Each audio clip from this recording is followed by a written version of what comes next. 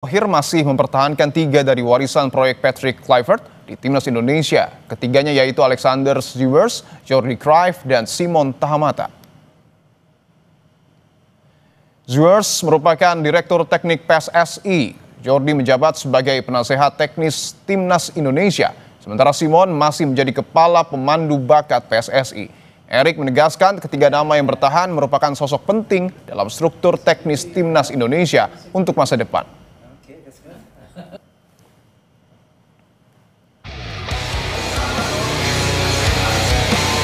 PSSI belum menentukan pelatih timnas yang baru. Ketua Umum PSSI Erick Thohir meminta fans timnas untuk melupakan Patrick Kluivert dan Sintayong yang sudah jadi bagian dari masa lalu. Erick mengatakan Sintayong dan Patrick Kluivert memiliki kekurangan dan kelebihan yang harus bisa dimanfaatkan oleh pelatih baru timnas. Yang namanya Coach Sintayong dan tentu Coach Patrick sudah menjadi bagian masa lalu.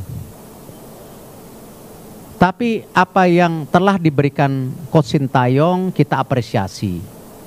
Apa yang kekurangannya kita pelajari. Sama juga dengan Coach Patrick. Kita apresiasi, kekurangannya kita pelajari. Makanya kita mencari yang namanya pelatih bisa nggak lebih baik daripada sebelumnya. Dengan track recordnya, dengan targetnya. Dan targetnya sendiri ada jangka pendek dan jangka panjang.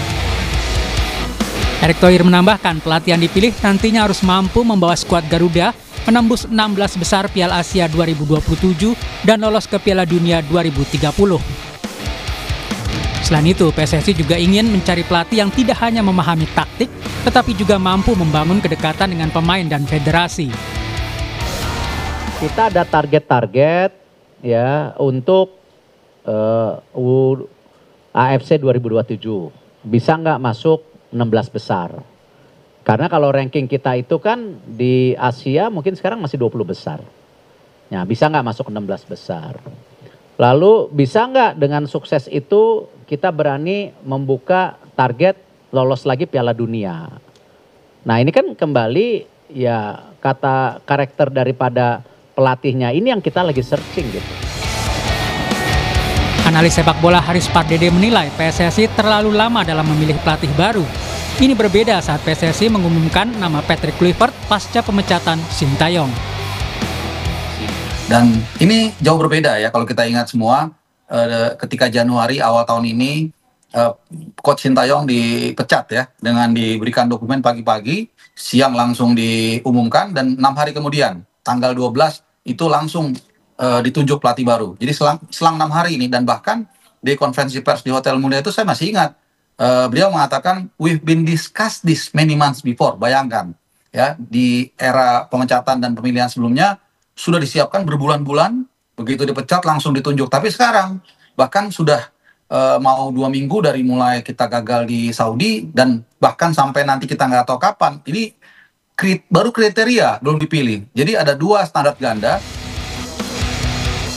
PSSI harus segera mengambil keputusan soal pelatih baru timnas agar semua persiapan menuju target yang ditetapkan PSSI bisa tercapai.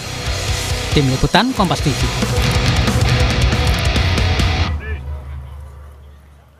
Pendukung timnas nampaknya masih harus bersabar menunggu keputusan PSSI soal pelatih baru skuad Garuda.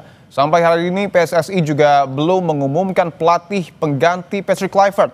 Apa yang menyebabkan nama pelatih belum juga diumumkan? Kami akan membahasnya bersama mantan pemain timnas Indrianto Nugroho dan analis sepak bola Anton Sanjoyo. Bung Joy, Bung Indrianto, selamat petang semua. Selamat petang Mas Dipo. Baik, saya ingin ke Bung Joy dulu. Bung Joy, Erick Thohir, Ketua Umum PSSI mengakui tidak mudah mencari pelatih baru alasannya karena takut ada bully dari netizen. Ini alasannya masuk akal menurut Anda? Ya, memang kenyataannya kan seperti itu, bahwa walaupun yang dibully kan bukan cuma pelatih tapi juga federasi.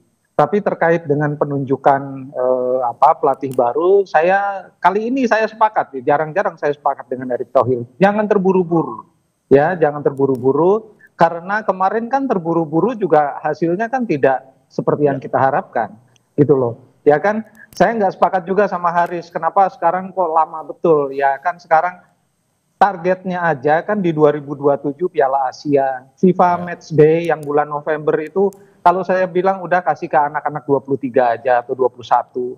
Jadi mereka dapat jam terbang internasional. Jadi nggak usah terburu-buru.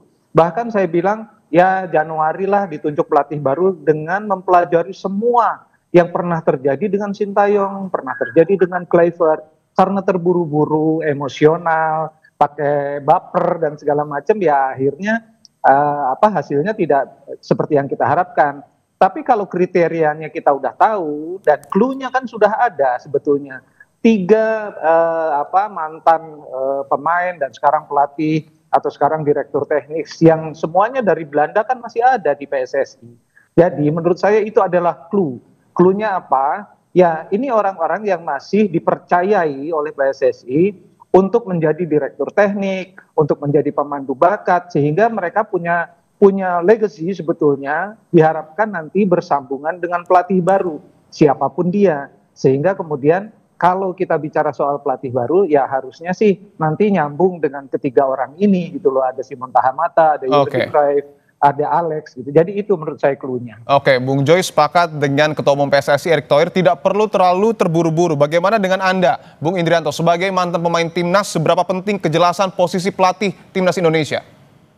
Ya, saya setuju dengan Om Joy juga, sepakat bahwa kita tidak perlu buru-buru untuk mencari pelatih, karena mencari pelatih tidak semudah mencari pemain juga. Kita juga harus tahu karirnya, latar belakangnya, terus paling enggak yang tahu situasi di dalam timnas kita sendiri, pemain-pemain kita, pemain-pemain yang berkualitas. Jadi paling enggak pelatih harus tahu kondisi yang saat ini terjadi di Indonesia, bagaimana mentality pemain, bagaimana meningkatkan lagi kepercayaan diri pemain untuk bisa lebih baik lagi. Dan ke depan ya pelatih juga harus tahu di dalam dan di luar lapangannya pemain-pemain kita, karakter-karakter pemain kita, dan yang penting pemain tahu dan paham apa yang akan dilakukan strateginya di pertandingan-pertandingan yang akan dilakukan kita nanti,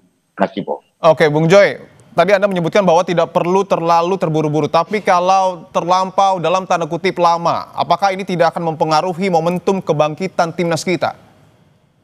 Enggak, momentumnya apa? Menurut saya kalau mau momentum kebangkitan itu ya kita memang mengarah ke Piala Asia 2027. Bahkan saya tidak katakan bahwa Piala AFF misalnya itu penting, ya kan? Saya nggak katakan itu penting, itu kasihin aja ke anak-anak 23 juga kan, itu yang biasa dilakukan oleh Thailand, Vietnam gitu loh. Jadi kalau menurut saya momentumnya ya 2027 Piala Asia, dan menembus 16 besar menurut saya bukan target yang susah ya, itu menurut saya target yang terlalu mudah bahkan untuk menembus 16 besar gitu loh dengan komposisi pemain seperti sekarang. Jadi menurut saya nggak usah terburu-buru juga. Saya bilang Januari itu pun Januari kalau udah ada nama ya. Tapi menurut saya harus dievaluasi lagi track recordnya, kemudian harus diuji. Yang itu yang penting, diuji bagaimana dia punya strategi untuk membuat tim kita ini bagus. Karena tim kita ini kan bukan tim kelas 1 dunia. Kita mungkin bagus di Asia, tapi kumpul 2-3 hari nggak mungkin gitu loh. Kita bukan pelatih bukan pemain kelas dunia. Jadi itu menurut saya si pelatih baru nanti harus punya solusi. Oke, berbicara soal pelatih, sebelumnya kita dilatih oleh pelatih asal Belanda, sebelumnya lagi pelatih asal Asia Korea Selatan. Menurut Bung Indrianto, tipikal pelatih mana yang cocok untuk kita? Apakah dari Asia, Eropa, atau mungkin dalam negeri? Sebenarnya kalau masalah pelatih itu ya kembali ke PSSI atau federasi ya. Kalau pemain kan semua pemain-pemain yang sudah mengerti dan paham.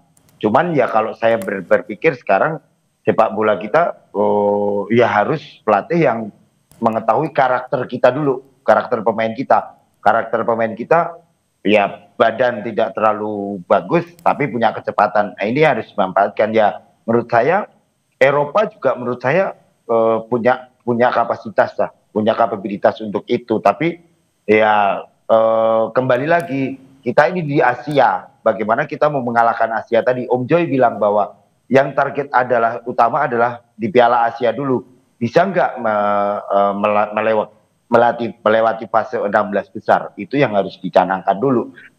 Kalau saya siapapun pelatihnya sebenarnya tinggal bagaimana pemahaman strategi yang akan dipakai si pelatih sendiri di timnas kita nanti, Mas. Oke, kalau menurut Bung Joy, apakah menjadi hal yang penting untuk kemudian memilih pelatih timnas kita yang memang dicintai oleh netizen dan publik kita, Bung Joy? Menurut saya itu nomor 3, nomor 4. Oke. Itu akan datang sendiri. Tapi ya menurut saya kalau kemarin Korea Selatan, kemarin Belanda, kan yang tahu karakter, saya bilang beginilah, misalnya Jesus Casa, ini mantan orang Spanyol, mantan Irak ya, mantan pelatih Irak, dan Indonesia nggak pernah menang tuh lawan Jesus Casa ketika dia pegang Irak. Jadi menurut saya tipikal yang seperti itu, dia orang Eropa, bukan orang Belanda, tapi tahu karakter Asia. Karena apa? Menurut saya tetap ada pentingnya karakter Eropa itu. Pemain kita kan sekarang 90% orang Eropa, ya kan? Yang di breeding di Eropa. Ya, mereka berpaspor Indonesia, tapi menurut saya itu juga penting untuk dipertimbangkan. Dan jangan lupa juga 3 orang yang masih ada di PSSI itu orang-orang Eropa, gitu loh. Saya tidak menggiring kepada Eropa, tapi menurut saya kalau misalnya nanti orang Eropa lagi, misalnya orang Spanyol, Jesus Casa atau siapapun, ya menurut saya oke-oke saja. Atau orang Korea lagi, atau orang Jepang, nggak masalah juga gitu. Oke. Tapi yang penting nyambung dengan ketiga orang yang ada di PSSI sekarang, dan 90% pemain Indonesia yang di breeding di Eropa. Menurut saya itu penting banget. Oke, artinya pelatih timnas yang kemudian nanti terpilih harus betul-betul mengetahui karakter kedalaman pemain timnas kita. Terima kasih Bung Joy dan juga Bung Indrianto telah bergabung di Kompas Petang. Ya, Sama-sama, terima kasih.